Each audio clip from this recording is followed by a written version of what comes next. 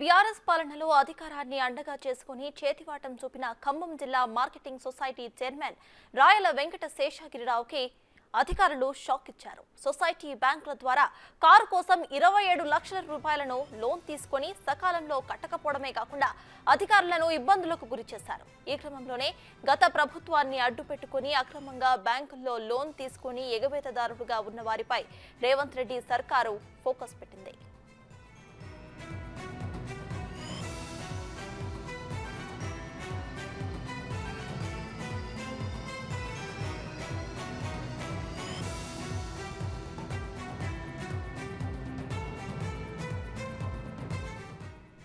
అందులో భాగంగా జిల్లా కోఆపరేటివ్ బ్యాంక్ అధికారులు శేషగిరిరావుని రుణ ఎగవేతదారుడిగా గుర్తించారు. అలానే హైదరాబాద్ లో ఉన్న అతని కారును కూడా సీజ్ చేశారు. మరోవైపు సొసైటీ నిబంధనల ప్రకారం శేషగిరిరావును చైర్మన్ బాధ్యతల నుంచి కూడా తప్పించారు. నూతన డీసీఎంఎస్ చైర్మన్ గా కొత్వాల శ్రీనివాసరావును నియమిస్తూ సంబంధిత అధికారులు ఉత్తర్వులు జారీ చేశారు.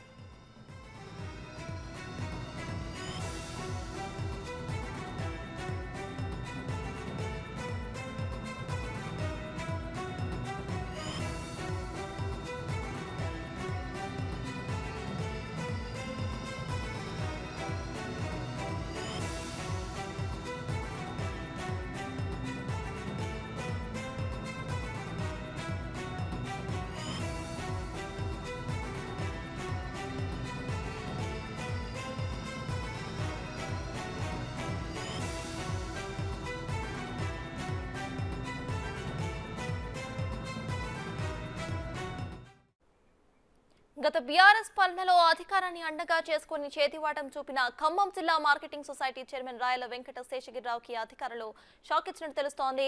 ఇంకా ఆయనపై ఎక్కువగా ఫోకస్ కూడా పెట్టినట్టు తెలుస్తోంది. ఇదే విషయంపై పూర్తి డీటెయిల్స్ మా ప్రతినిధి భాస్కర్ అందిస్తారు. భాస్కర్, చెప్పండి, ఇక్కడ వెంకట శేషగిరిరావుపై అధికారులు దృష్టి సారించినట్టు తెలుస్తోంది. సో ప్రెజెంట్ దీనిపై మీ దగ్గర ఉన్న అప్డేట్స్ ఏంటి? ఇప్పటికే డీసీఎంఎస్ చైర్మన్ గా ఉన్నటువంటి రాయల వెంకట శేషగిరిరావు ఆయన గతంలోనూ ఆయన ఉన్నటువంటి సొసైటీ బ్యాంక్ చైర్మన్ వ్యవహరించారు. కారు రుణం కూడా తీసుకున్న నేపథ్యం ఉంది. అయితే అది గత జనవరి నెలలోనే అది డ్యూ డేట్ అయిపోయినా సరే ఆయన కూడా పేమెంట్ చెల్లించుకోవడంతో ఆయన డిపాజిట్ గురించిన నేపథ్యం అయినా సరే అతనికి పలుమార్లు సంబంధించిన బ్యాంకు సిబ్బంది పలుమార్లు అడిగినా కానీ